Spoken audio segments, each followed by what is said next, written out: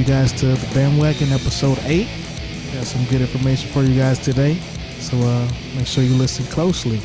What's the first topic you want to jump in with today, Mr. Eat-Up? The first topic of this show will be the lockout. It's a bunch of lockouts, NFL, NBA, but we're going to start today with the NFL lockout. Ah, man, it's still going on. You said it was going to be over with, or you didn't predict it was going to be this long. I didn't give a time frame though, so it'll be over with within the next few months. So you think the season, they already missed training camps, or not training camps, but mini camps and such. So you said a few more months. Are you looking like November?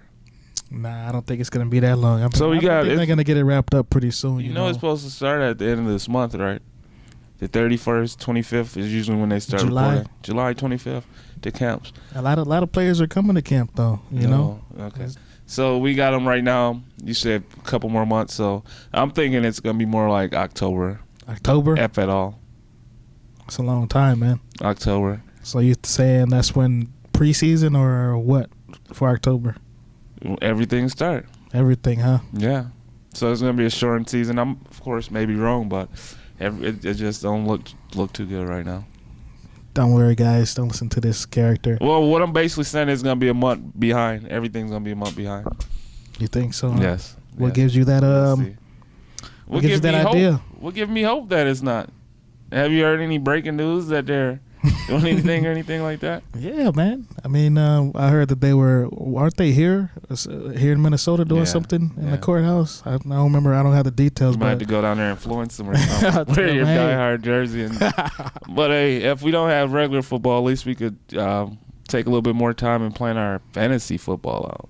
Oh, man. With that regular football, how are we going to play fantasy football? I said plan it out. Oh, planning it out. Okay. Yeah, so you can be a champion this year, man. Well, we still have Madden, Madden's going to be coming out next month, so we'll just play a little bit more of that, So if you're making your fantasy team right now, how would you rank the top 10? Man, that's a tough cookie right there, the top 10. Mm-hmm. I've been checking out a lot of rankings, and they got Aaron Foster up there pretty high. Some sites have him number 1, some have him number 2. I don't know. I think I would have to put him at. Although he did pretty good last year, he had the most touchdowns. I believe it was like 16 or something like that. Also had. It might have been a fluky year. It was a lucky year. That's what I think it was. I mean, I couldn't have him that high just for 1 year, What about AP? Where would you have him? Would you have him? He was top 1. When it comes to consistency, you want to have a veteran. You want to have somebody that's going to put up numbers year in, year out. AP, that's a safe bet right there. That makes sense. So what about Aaron Rodgers? Same as last year, I never pick a quarterback in the first round, so might have to save him for second or third round. Out of the quarterbacks. Out of the quarterbacks, it's number 1. Number 1. Number 1, I beg to differ. Who's number 1 on your list? I'll put Peyton, Brady. Brady. For sure. Look what Brady did with the receivers he had. He really Deion Branch and name his other two receivers that was on the team. He had 2 tight ends, and he still was proficient. Say that about Peyton also, though. I mean, his receivers get injured too. I'm saying, of course, Peyton and Brady's the 2 that can do it, but I want to know if Rodgers could do the same thing too. I wouldn't doubt it. No, we'll see. I would not doubt it. I mean, he's done a lot of things with a terrible offensive line, putting up humongous numbers. Peyton, Brady numbers, Well, his line wasn't so terrible last year. He still got hit a lot. He still was one of the most quarterbacks with the highest number of hits and sacks. So, what about wide receivers? Who's going to be the number 1 wide receiver this year, you think? Number 1 wide receiver. Fantasy status. I would have to go with Reggie Wayne, Roddy White. We can't do Reggie Wayne. You already know why.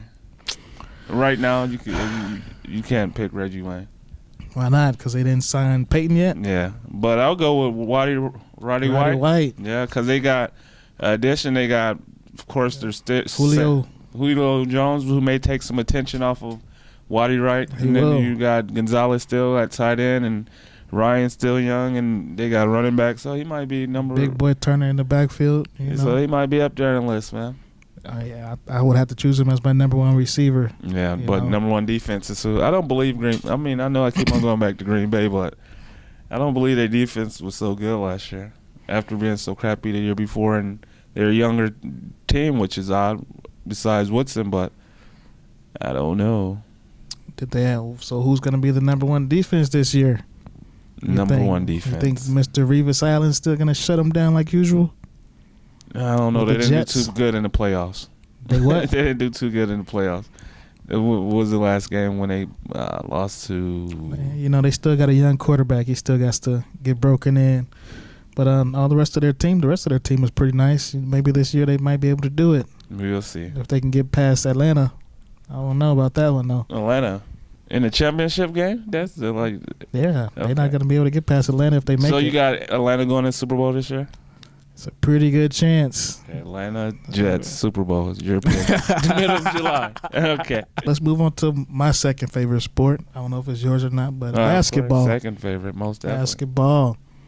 What do you think about this NBA lockout that they're talking about? NBA lockout, I feel, is not going to be as messy as the NFL lockout because there's less differences that they got to decide on.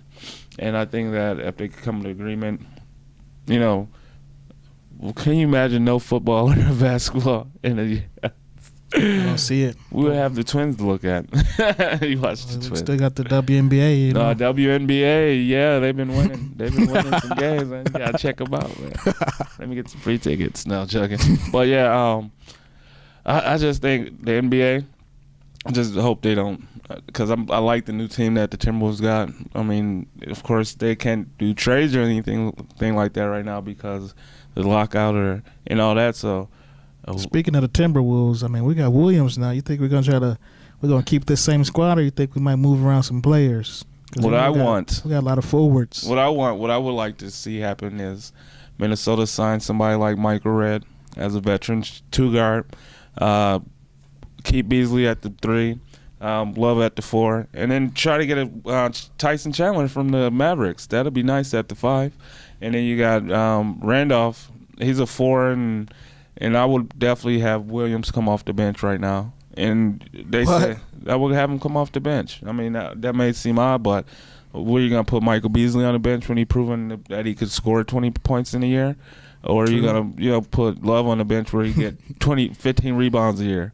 So he's a 3-4, so you just got to if Williams end up showing flashes that he's better than one of the two, then you got a good trade in the middle of the year that you could possibly get a better, point guard. Point guard. Yes. I'm going to go backwards a little bit. The point guard of the future is already on the team. Who's that? They do not need a point guard. We already went through this last recording. You seen ever since the last recording. Wesley Johnson? I'm talking about Ricky Rubio. You forgot that too, man. You better learn how to start speaking Spanish, man. Ricky Rubio's you're going to keep Luke Renhauer. I may get a veteran point guard behind him to sit the bench, but I think Ricky Rubio will. I'm not going to say he's going to be Steve Nash next year, but he's going to come in and play. What you think they signed him for, to sit on the bench? Because they drafted him. It's the 5th draft pick. They drafted him. Why did you think they picked him that high if they didn't have hopes of him starting on the team? Man, the point guard of the future, you say? It's point guard of the future for the Timberwolves. For the Timberwolves, okay. Yes. All he need to do is score me. That's not really saying too much right If there. he come in this year, score me 10 points, 7 rebounds. 7 assists. I'm good, man. We got scorers and all the other positions. He don't need to come in and be the most dominant player. We still need a veteran. Yeah, Tyson Chandler. You don't think he's a vet? He's just won a championship this year. He fills the position that they need as a defensive center, and I think that'd be a nice mix right there. And then of course he was with Chris Paul.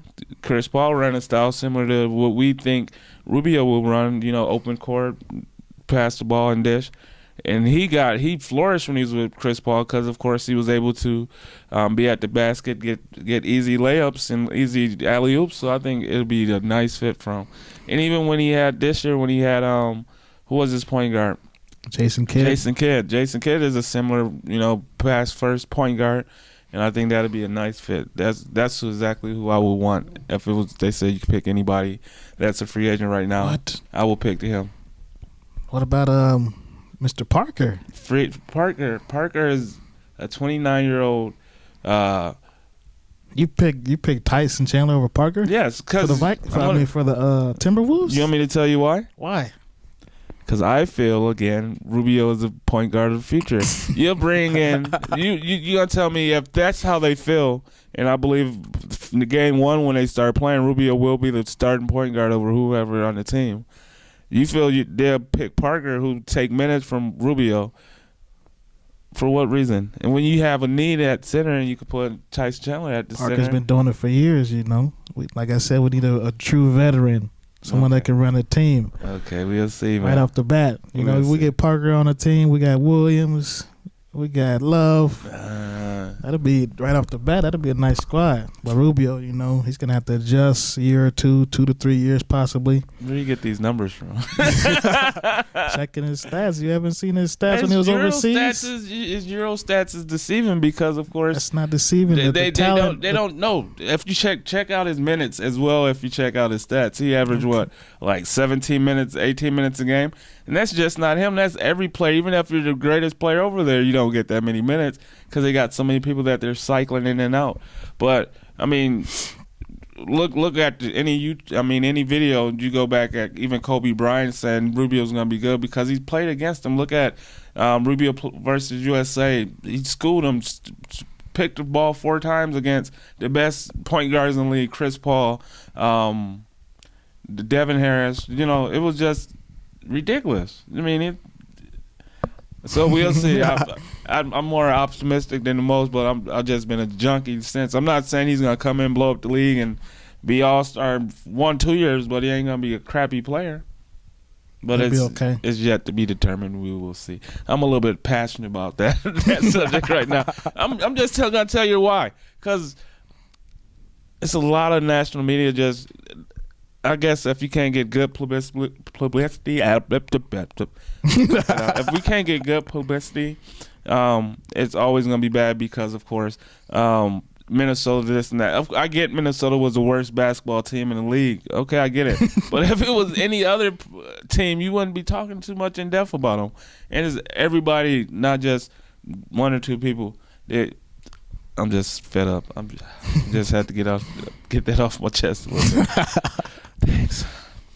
Yeah, but we got a lot of talent, A lot of young talent, and that's good. We get that veteran, we'll be good to go. We definitely won't be the last ranked team in the league. We'll see. Especially if we're getting Mr. Parker. Parker. I don't think Parker at this stage will want to even come to Minnesota. That's another reason why I wouldn't get Parker, because why would you come to Minnesota? I mean, you could use that same argument for Chandler, but I think Chandler will be more easier to get here than Parker. He just seemed like a different type of player than Parker. Parker seemed like, and don't get me wrong, I think Parker would more likely want to go to New York than he would Minnesota. Can you imagine Parker, Amari, and what's the other one? Carmelo Anthony. How can I forget that, man? It's good. So that'll be a nice trio with that team. So it will be a nice trio. We will see. So hopefully we got football coming back. My prediction by early October, middle September, end of 1st of August. Okay. I mean October. Then we got NBA. Did we ever give a prediction time frame for that? I'm not sure about that. It usually start October 25th, November 1st. I'm going to say January 1st.